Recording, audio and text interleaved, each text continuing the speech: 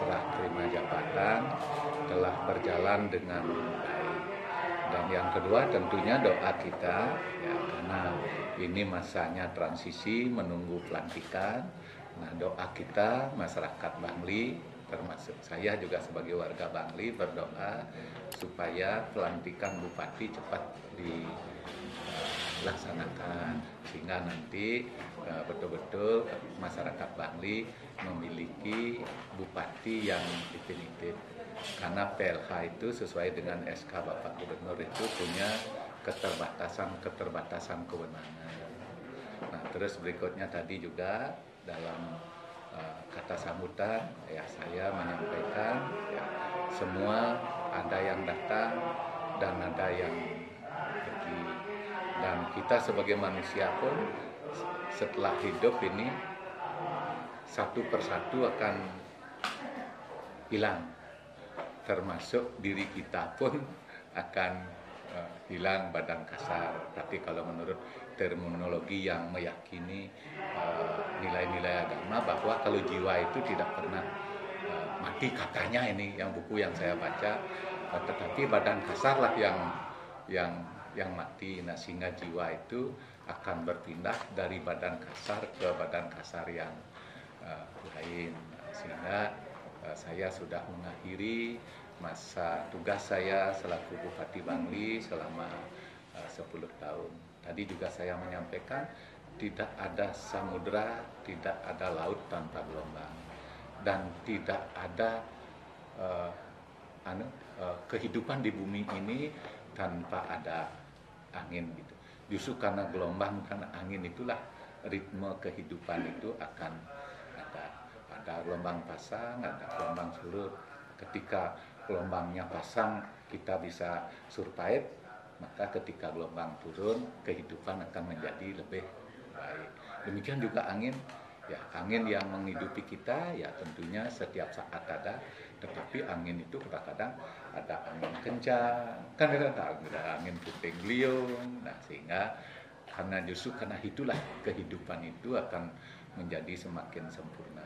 Nah, saya pun selaku Bupati Bangli selama 10 tahun, ya, pasti ada ritme kehidupan, kan gitu. Nah, sehingga terhadap yang kurang-kurang bisa saya lakukan selama 10 tahun itu, ya, tentunya, ya, kenapa kurang, ya, karena memang kurang kewenangan, karena bupati itu kewenangannya berdasarkan Undang-Undang Otonomi Daerah, ya, tentunya tidak memiliki kewenangan mutlak penuh. Nah, sehingga pasti keterbatasan. Kalau masyarakat misalnya mengusulkan sesuatu, ambillah kayak masyarakat Subaya bawah ingin ada jembatan ke Buleleng, bahkan sampai ke Ombudsman, tapi karena tidak kewenangan kabupaten, nah, sehingga tidak bisa diselesaikan, ya, gitu. Keterbatasan di samping kewenangan terbatas, kedua juga anggaran terbatas, sehingga tidak semua keinginan masyarakat bisa terpenuhi dalam. Nah, berikutnya itu udah keterbatasan waktu, karena dibatasi 10 tahun bupati itu boleh menjabat. Nah, sehingga tidak semua soal-soal itu bisa diselesaikan. Ditambah masa jabatan pun pasti ada sisa masalah-masalah yang tidak bisa diselesaikan. Kalau semua masalah bisa diselesaikan oleh bupati hanya 1 periode, sehingga tidak perlu ada bupati lagi. Nah, sehingga masalah itu akan ada masalah muncul, terselesaikan, ada masalah baru, ada terselesaikan, muncul lagi masalah, lagi diselesaikan, muncul lagi diselesaikan. Nah, untuk masalah-masalah yang belum kami bisa selesaikan di waktu 10 tahun ini, tentunya mohon maaf yang sebesarnya. Dan saya punya keyakinan maka sisa-sisa hal yang belum kami selesaikan di 10 tahun ini akan diselesaikan oleh Bapak Bupati periode 2021-2002. Nah, tentunya saya juga mengajak masyarakat Bangli termasuk insan media untuk mendoakan supaya Bangli ke depan lebih baik dari Bangli sekarang dan sebelumnya. Nah, tentunya untuk bisa lebih baik itu, ya tentunya kita semua harus mengarahkan pikiran kita, perkataan kita, perbuatan kita ke hal-hal yang lebih baik. Mari kita berikan dukungan sepenuhnya kepada Bupati terpilih. Demokrasi memang ada pembatasan embarkasi pada saat pemilihan, ada beda pilihan, tetapi pada saat sudah keputusan demokrasi diambil, ya itu sudah terpilih bupati, tidak ada lagi perbedaan pilihan karena perbedaan dukungan, sehingga setelah bupati terpilih, ayo bersama-sama kita dukung bupati yang sudah dipilih oleh lebih banyak daripada masyarakat Bangli. Nah, dengan kerja kita bersama, dengan semangat masyarakat Bangli, tentunya nanti kesejahteraan akan meningkat, tata kelola pemerintahan juga akan menjadi lebih baik. Demikian juga kepada seluruh ASN, saya mohon maaf yang sebesar-besarnya kalau ada hal-hal yang kurang bisa saya layani selama 10 tahun ini. Saya ucapkan selamat bekerja, tingkatkanlah kemampuan profesionalisme, kompetensi, dan harus bekerja dengan lebih baik demi diri kita, demi daerah kita, dan demi negara kesatuan Republik Indonesia. Kalau dari sisi program yang selama ini berjalan kan hormignisasi sudah salah satu udah lumayan sukses Pak ya di masyarakat. Ini kan masih ada sisa nggak? Dalam artian masih ada jalan-jalan yang harus lagi diperbaiki ke depan, termasuk juga kaitan dengan perjuangan kontribusi imbal jasa lingkungan. Sejauh ini perkembangannya gimana Pak? Dan ke depan harapannya gimana? Pertama terkait dengan program-program, siapapun bupatinya pasti cakupannya programnya ke sana gitu. Kalau dulu saya memberikan 4 pilar pembangunan, itu ada kesehatan.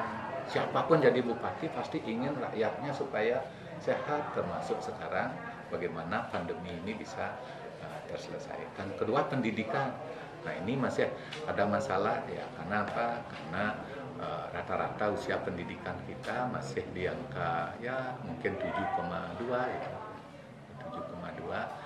Nanti datanya dilengkapi sehingga perlu ditingkatkan. Siapa bupatinya pasti ingin supaya pendidikan di Bangli ini lebih bermutu lagi dan seirama dengan masyarakat juga. Sekarang tidak ada masyarakat ingin anaknya bodoh, tidak ada masyarakat ingin anaknya tidak sekolah. Nah, berikutnya yang nomor 3, pasti siapapun bupatinya pasti harus menggerakkan ekonomi. Nah, disinilah di ekonomi ini ada infrastruktur yang selama ini kita bangun dengan baik ya, sehingga hotmix sampai ke desa-desa, tidak hanya ke desa, sampai ke Banjar, tidak hanya sampai ke Banjar, sampai ke kuburan gitu. Nah, sehingga sekarang itu masih ada sisa yang belum bisa diselesaikan hotmix. Sisanya itu kenapa tersisa? Karena keinginan masyarakat itu terus bertambah gitu. Nah, kalau saja jalan yang dulu menjadi jalan kabupaten hanya itu diselesaikan oleh bupati, 2018 saja sudah selesai. Karena target saya dulu kan jalan antar kecamatan harus berhotmix. Itu sudah semua 100%. Sekarang yang menghubungkan antar kecamatan tidak terhotmix. Jalan yang menghubungkan antar desa atau kantor desa 100% sudah terhotmix.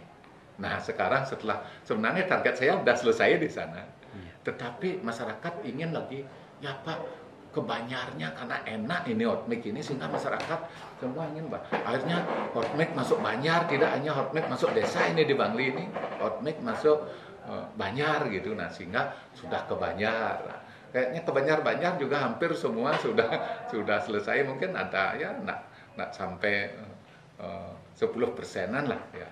Kalau saya pakai contoh misalnya yang saya tahu itu misalnya seperti di Pusat, Runyan ya, belum ya, mungkin ada beberapa di Blante ada lagi sedikit gitu. Itu yang masuk ke Banjar terutama di Ulun Pangkung itu yang masuk ke di Nyawah di sebelah sana. Nah, sehingga nanti yakinlah hotmix itu akan dilanjutkan oleh Bapak Bupati yang yang baru, karena udah terbiasa hot mic kayaknya kalau belum ke hot mic pasti akan masyarakatnya terus nyusul ke Bapak Bupati yang baru supaya hot mic-nya dilanjutkan. Dan hot mic yang sudah ter-hot mic pun rusak kan itu nanti yang rusak itu pasti akan diperbaiki. Nah, sehingga terkait yang sisa-sisa itu tentunya yakinlah Bupati yang baru Pak Sangaman Suranarta dengan Pak Diar akan memperbaiki hal-hal yang masih rusak. Yang sudah baik tidak akan diperbaiki, yang rusak pasti akan diperbaiki. Nah, yang terakhir itu pilar keempat lingkungan, kan gitu ya. Nah, inilah lingkungan ya, termasuk kemarin ya kita sempat karena Bangli ini punya sumber daya air. Sedangkan sumber daya air itu tidak hanya undang-undang yang mengatur, tetapi undang-undang dasar mengatur pasal 33 bumi dan air dan kekayaan alam yang terkandung di dalamnya dikuasai oleh negara dan dipergunakan sebesar-besarnya kemakmuran rakyat. Orang yang punya tambang sudah kaya daerahnya, kan itu. Terus berikutnya orang yang punya sumber daya hutan juga sudah kaya daerahnya, kan itu. Nah, berikutnya daerah yang memiliki sumber daya air, nah ini belum mendapat perhatian yang sila kelima lah. Nah, sehingga saya menyampaikan dulu sempat di media juga heboh, kan itu ya. Tetapi kita ini coba cek di OPD Teknis sudah melakukan kerjasama untuk membuat kajian akademis. Kayaknya FGD sudah dilaksanakan terkait dengan PP 46 2017 tentang imal jasa lingkungan. Nah, sehingga nanti orang yang memelihara lingkungannya, orang yang memelihara pohonnya dengan baik, orang yang tidak melakukan alih fungsi, ya tentunya harus mendapat imal jasa dari daerah, bukan orang ya, dari daerah-daerah yang alamnya tentunya dirubah, bentang alamnya dirubah, peruntukannya gitu. Dirubah peruntukannya, ada sawah dijadikan hotel, ada tanah yang dulunya awalnya sebagai pertanian dijadikan hotel untuk pariwisata. Nah, sehingga kalau betul-betul kearifan lokal yang menjadi spiritnya Bapak Gubernur Nangun Sak Kertih ke Bali, kan itu warna kerti ya, bagaimana hutan di Bangli ini harus lestari gitu. Nah, tidak cukup sampai upacara saja, tetapi di Denpasar, di Kodia, di Gianyar membangun hotel dapat PHR, tetapi kalau di Bangli menanam pohon juga harus dapat kalau tidak PHR, tidak pajak hotel dan restoran. Ya tentunya harus ada insentif insentif. Nah, sehingga nanti ke depan tidak akan berlomba-lomba orang mengalihfungsikan lahannya untuk beton. Ya, saya selaku bupati sudah berjuang, nanti akan dilanjutkan oleh bupati yang baru. Ya, tetapi saya secara akademis juga saya kuliah, saya mengambil disertasinya justru tentang sumber daya air. Nah, itu yang rencana judul disertasinya itu adalah pengelolaan sumber daya air dalam perspektif otonomi daerah yang berdasarkan kearifan lokal. Saya mau masuk di kearifan lokal ini banyak. Di Bali kan konsepnya menyamu beraya gitu. Masa nyamunya ngeling dengan air mata, padahal kita punya mata air, kan itu. Tetapi di sisi lain orang yang tidak punya mata air tidak punya air mata, kan ada. Sehingga sejahtera mereka gitu. Nah, sehingga saya juga melalui dunia akademis akan berjuang. Kebetulan basic saya nanti di prodi tata pemerintahan di Fakultas Hukum Universitas Warmadewa. Lebih spesifik juga basic saya adalah hukum lingkungan. Sekarang S2 saya hukum lingkungan, walaupun sempat MKN hukum bisnis, tetapi saya nanti akan S3-nya, disertasinya juga kembali ke hukum lingkungan. Nanti akan memadukan antara lingkungan dengan bisnis. Ya, karena saya di notariat kan hukum bisnis itu bagaimana ekonomi bergerak, bagaimana struktur-struktur kehidupan ekonomi masyarakat tertingkatkan. Nah, di sisi lain juga lingkungan tidak boleh diabaikan. Nah, kalau lingkungan rusak, maka penyakit banyak muncul.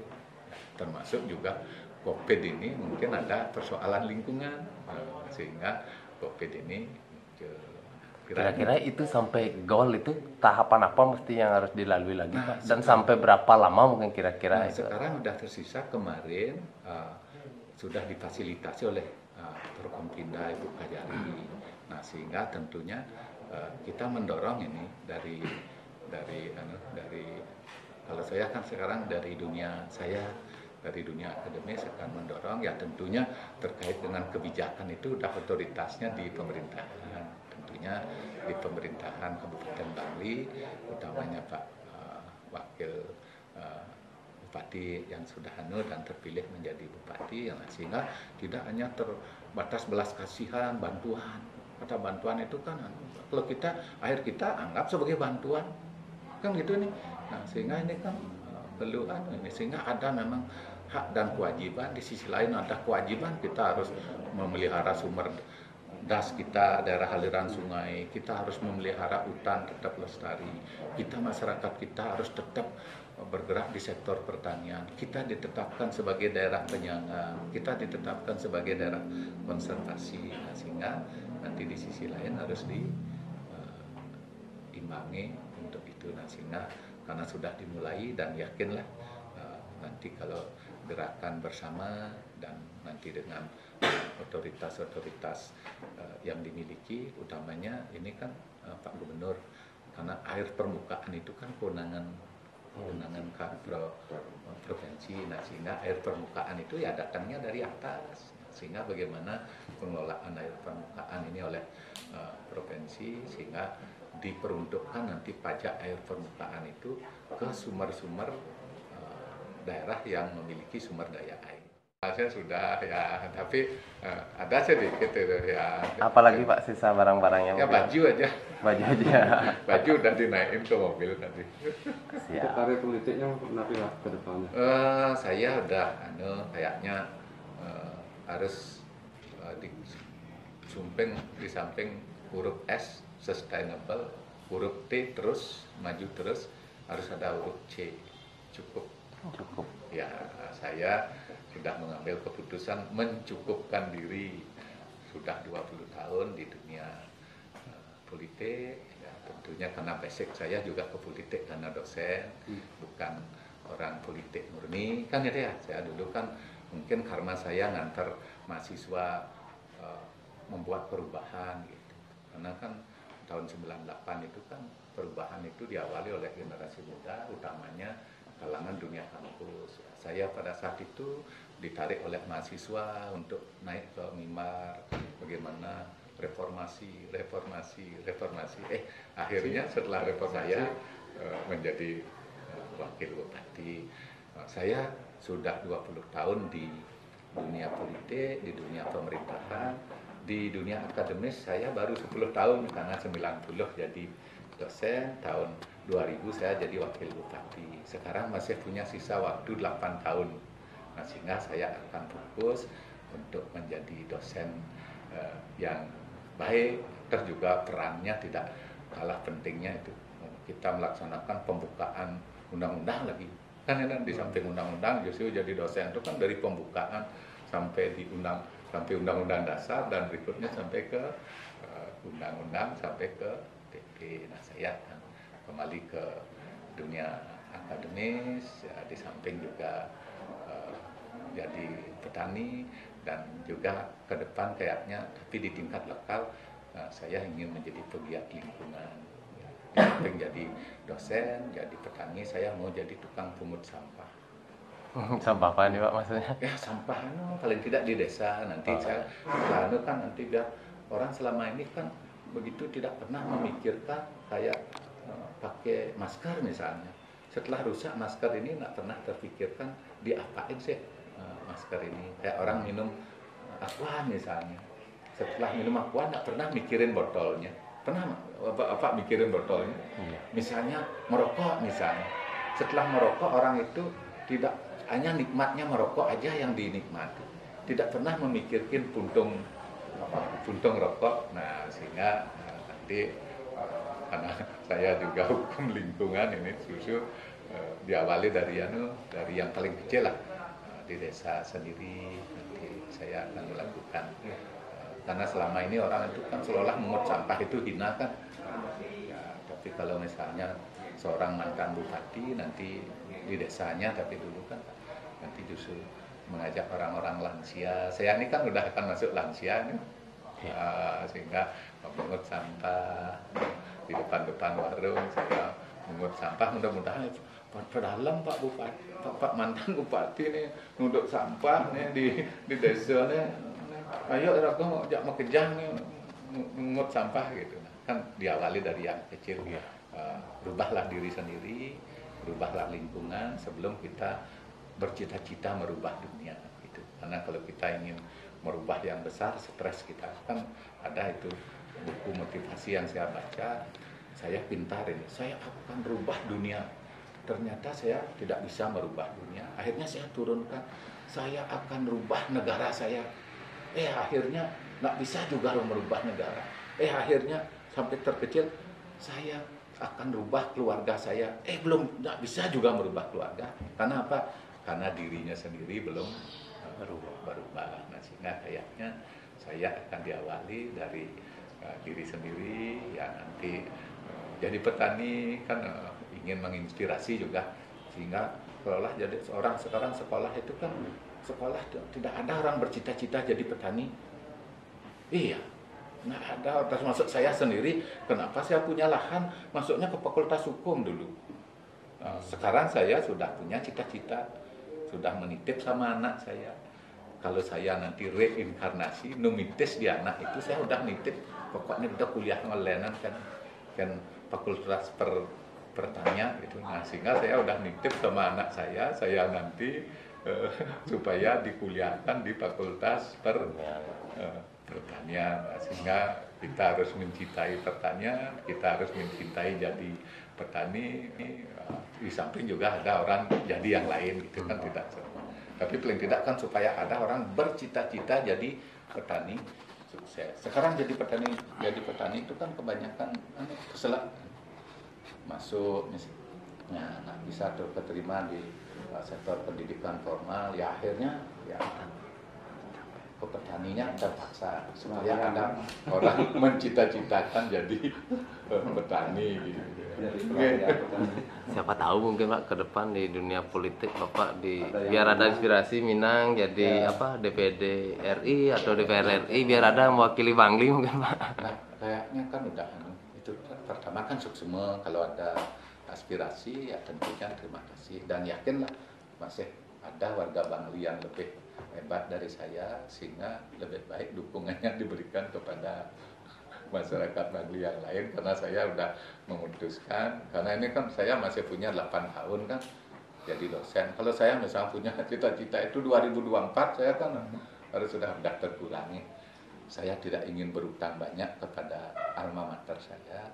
Saya sudah dibesarkan oleh alma mater, oleh Fakultas Hukum Universitas Swarmadewa tercinta. Nah, sehingga sisa waktu saya ini saya akan abdikan sepenuhnya untuk Fakultas Hukum Universitas Swarmadewa. Saya mau jadi dosen yang baik. Dari dulu nggak pernah tidak ngelulusin mahasiswa. Nah, karena saya ada gini, akhirnya seret gitu. Nah, sehingga rata-rata air, di samping juga saya itu tipologi saya itu.